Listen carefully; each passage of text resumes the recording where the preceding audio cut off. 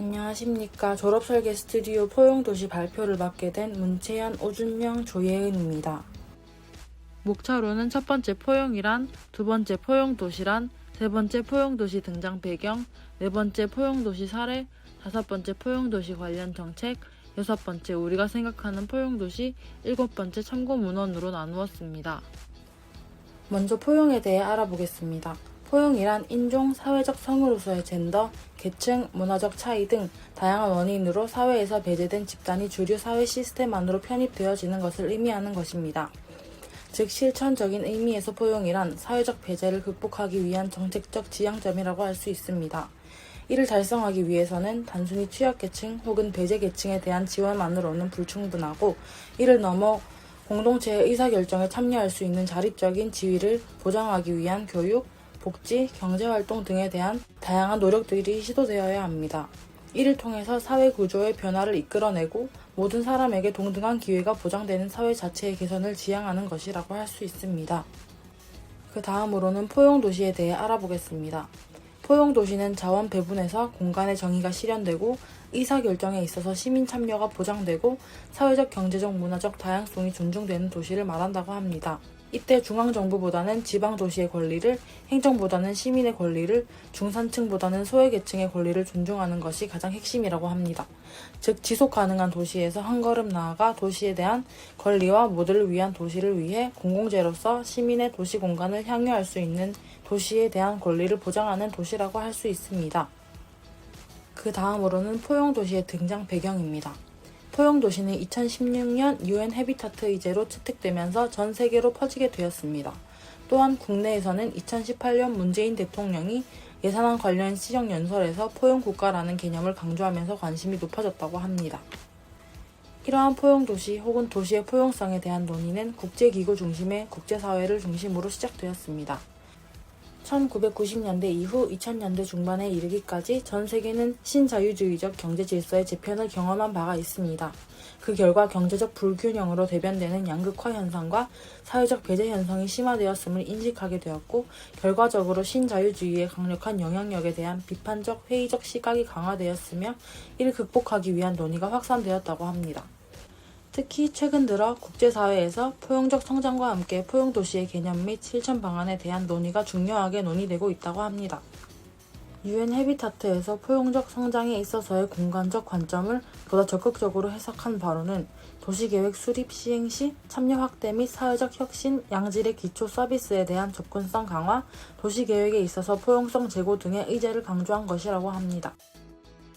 그 다음으로는 포용도시의 사례 중 영국 사례에 대해 설명해 드리겠습니다.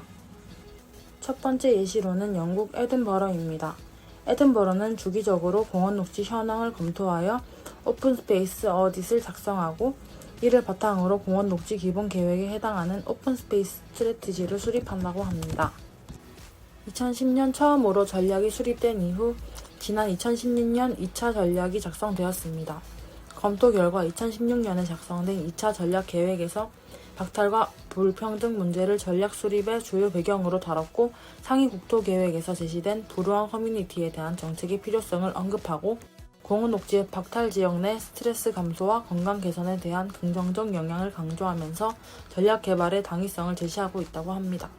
이러한 배경 속에서 2차 전략 계획은 공원 녹지에 대한 불평등한 접근성 문제 해소에 주력하고 있다고 합니다. 전략계획은 기본적으로 2010년의 1차 전략계획과 마찬가지로 모든 세대가 도보권 일정 범위 이내 일정 규모 이상의 질 좋은 공원 녹지를 접할 수 있어야 한다는 달성 목표를 설정하고 있습니다.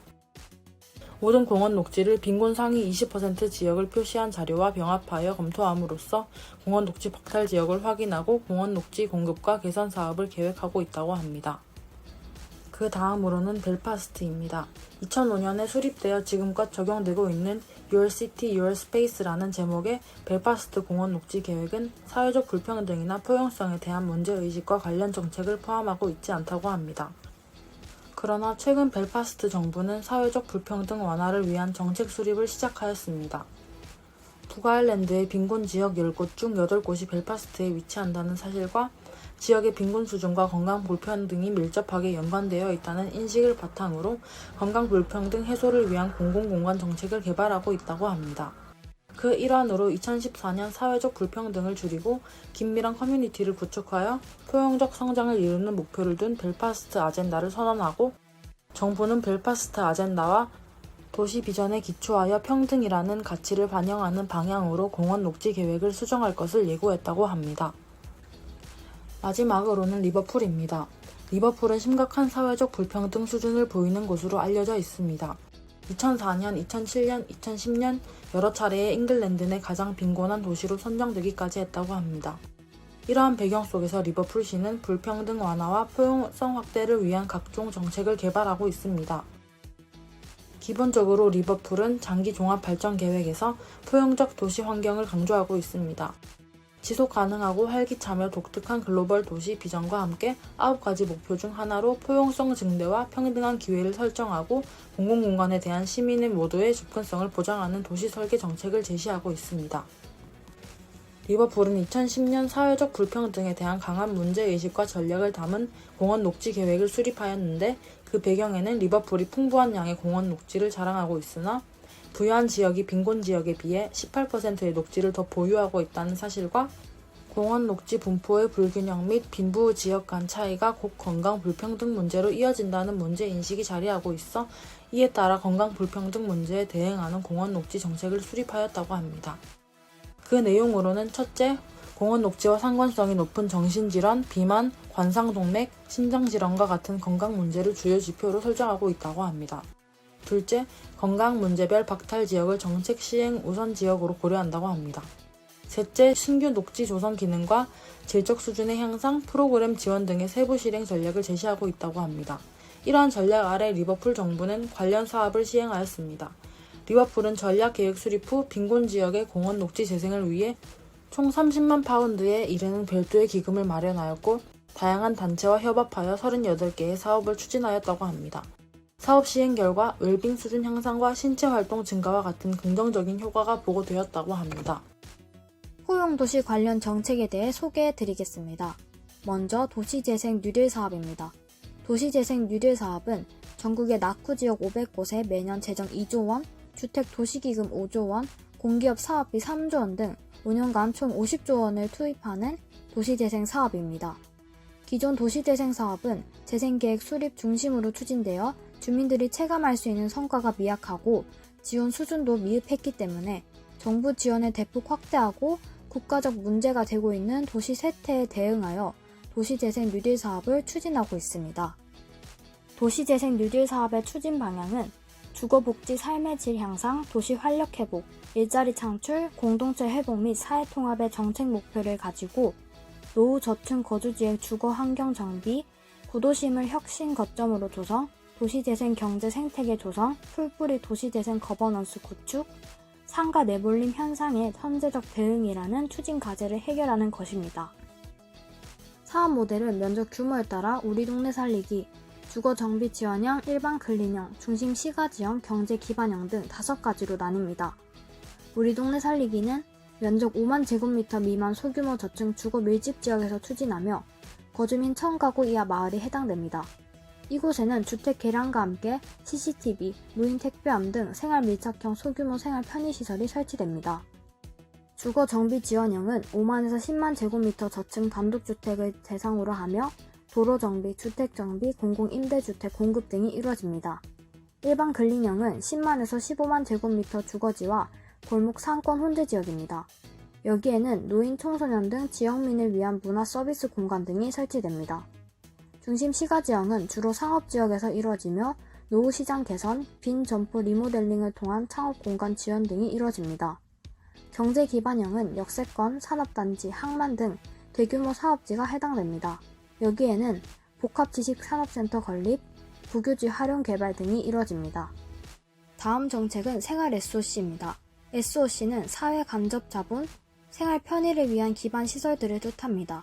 생활 SOC는 집 가까운 곳에 생기는 도서관, 문화와 체육시설이 통합된 복합센터, 전기차, 수소차 충전소가 늘어나고 미세먼지 차단숲이 생겨 공기가 깨끗해지는 것, 우리 삶을 더 안전하고 편리하고 깨끗하게 하는 시설들을 말합니다.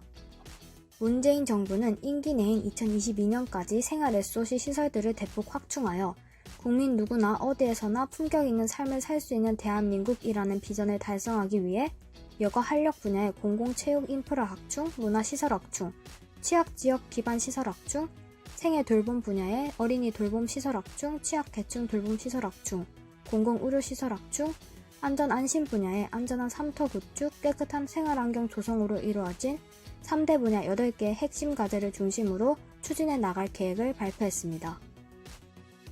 참여와 상호 의존성을 강화하기 위한 정책으로 마을 공동체 활성화 사업을 들 수 있습니다. 대표적인 사례는 2012년 서울시에서 시작된 마을 공동체 지원 사업입니다. 이 사업은 상향적이고 참여적인 접근을 채택해서 달동네와 같은 불량 주거지의 주민들이 스스로 자신들의 문제를 진단하고 이에 해결을 위한 계획을 수립하고 실행하는 것이 큰 특징입니다.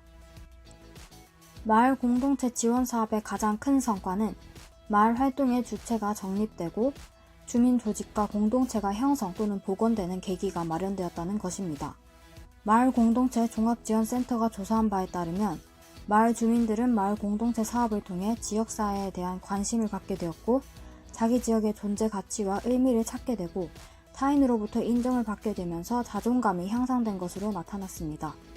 그리고 많은 지역 주민들이 마을과 이웃에 대한 책임감과 공생, 공유의 가치를 인식하고 실천하기 시작했습니다.